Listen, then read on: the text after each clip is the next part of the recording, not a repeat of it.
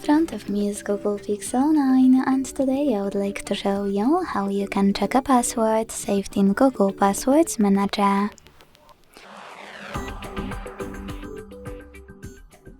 Begin by launching Settings and scrolling all the way down to access Google. Then All Services. And after scrolling down, Autofill with Google. Now hit Google Password Manager and select any password that you wish to check. Enter your screen lock. Tap on this eye icon and this way make it visible.